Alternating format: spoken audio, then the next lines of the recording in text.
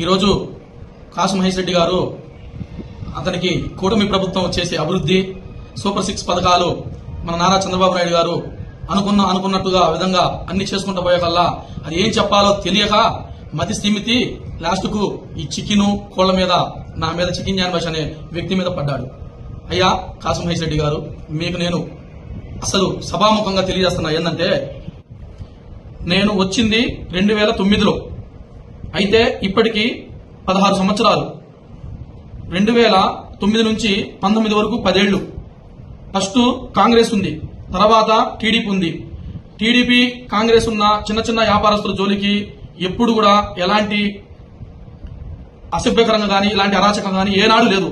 అలాంటిది 2019లో వచ్చి ఈ అరాచకం లేపిందే తమరు, ఈ అరాచకం సృష్టించిందే వైసీపీ ప్రభుత్వం. ఇలాంటి చిన్న చిన్న వ్యాపారస్తుల జోలికి పోయిందే మీ వైఎస్ఆర్ ప్రభుత్వం. చిన్నగాళ్లపాడు వెంకటరెడ్డి నా దగ్గరకు వచ్చి, మా ప్రభుత్వం వచ్చింది, నువ్వు ఇక్కడి నుంచి ఖాళీ చెయ్యి అన్నావు.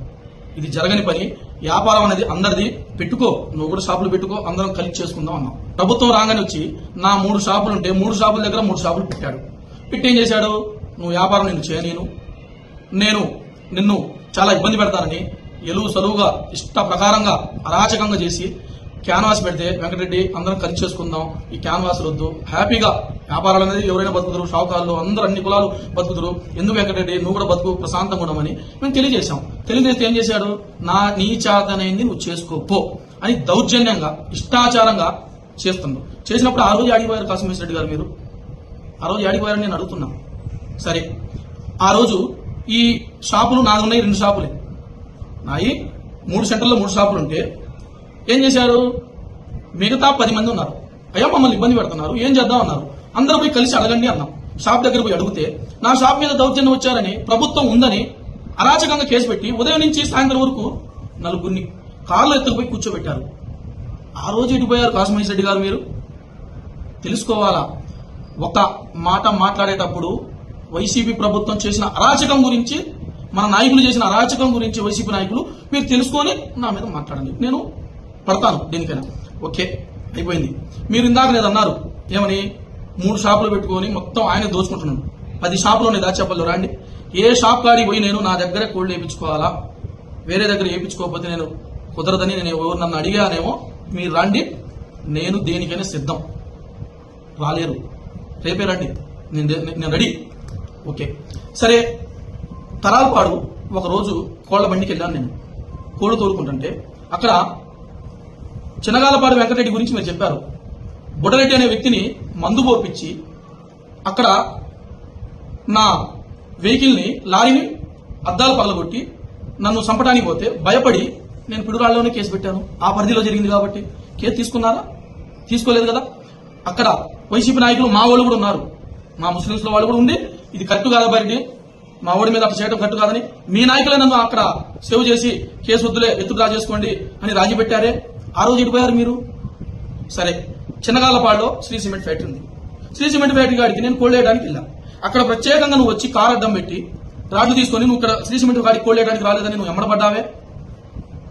ఆ రోజు ఎమ్మడపడి నేను ఏమి పోలీసులు కూడా ఏమి చెప్పుకోలేని స్థితి, ఎంతో బాధపడి ఏడ్చి మెలకుండా బడి తీసుకొని మేము పక్క నుంచి వెళ్ళొచ్చామే. ఆ రోజు ఎడిపోయారు కాసు మహేష్ రెడ్డి గారు. మీరు ప్రజాస్వామ్యం గురించి మీరు మాట్లాడుతున్నారా? మీరు స్థాయికి దిగజారి, నా స్థాయి వేరు, మీ స్థాయి వేరు. మీ స్థాయి దిగజారి నా స్థాయి కాడికి రావడం చాలా నవ్వొస్తుంది. మేము చిన్న వ్యాపారస్తున్నాం, కుంభకోణం అంటున్నారు. కేజీ చికెన్ అమ్ముకుంటుంటే 50 రూపాయలు వస్తాయి, మేము ఎన్ని అమ్ముకున్నా మేము లక్షల్లో వాళ్ళం. కుంభకోణం అంటే ఇది కాదండి కాసు మహేష్ రెడ్డి గారు. 19 నుంచి 24 వరకు దోచుకుంది గురజాల నియోజకవర్గంలో. అక్రమంగా దోచుకొని మీరు ఈ డబ్బును తీసుకెళ్లి హైదరాబాద్ లో కాంప్లెక్స్, నర్సరాపేటలో కాంప్లెక్స్, అవి మొత్తం మీరు దోచుకున్న వస్తువులు కళ్ళకు కానొస్తున్నాయి. అవి కుంభకోణం అంటే. అసలు మీరు ప్రతి మాట మాట్లాడేటప్పుడు వెనక్కి తిరిగి ఆలోచించి ఇది కరెక్టా కాదా అని మాలో ఆలోచించుకొని చెప్పాలని నేను మీకు సభాముఖం చెప్తున్నా. మీరు మాట మీద నిలబడే వాళ్ళని గురజాల నియోజకవర్గం ప్రజలు అనుకున్నారు. ఎలక్షన్ అయిపోయిన తర్వాత మీరు మాట మీద నిలబడేవారు కాదని తేలిపోయింది. నేను ఓడిపోతే రాజకీయ సన్నాసి పుచ్చుకుంటానని మీరు శబ్దం చేశారు. ఆ మాట మీద నిలబడారా? నిలబడలేదు కదా. నిలబడ్డారా? మాట మీద నిలబడని వ్యక్తి మీరు కూడా చిన్న చిన్న వ్యాపారస్తుల గురించి చెప్పటం చాలా అసభ్యకరంగా ఉంది. అది వినటానికి కూడా ఇప్పుడు సోషల్ మీడియాలో అందరూ కూడా ఏం జాని భాష నీ గురించి కూడా కాశీ మహేష్ రెడ్డి గారు ఇంత దిగజారి మాట్లాడుతున్నారని నవ్వుతున్నారు. అది ఏదో ఒకసారి వెనక్కి తిరిగి అది మాట ఇంటికి తీసుకుంటాం చాలా మంచిది. ఇదైనా నేను ఎందుకు చెప్పానంటే అసలు ఈ ప్రెస్ మీట్ చెప్పడం కూడా నాకు ఇష్టం లేదు. ఎందుకు చెప్పానంటే ప్రజల్లో మీరు తప్పుడు దారి నడిపిస్తుంటే జనం అది నిజం అనుకుంటారు.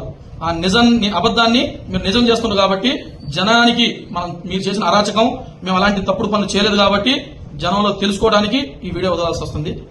అర్థం చేసుకోండి.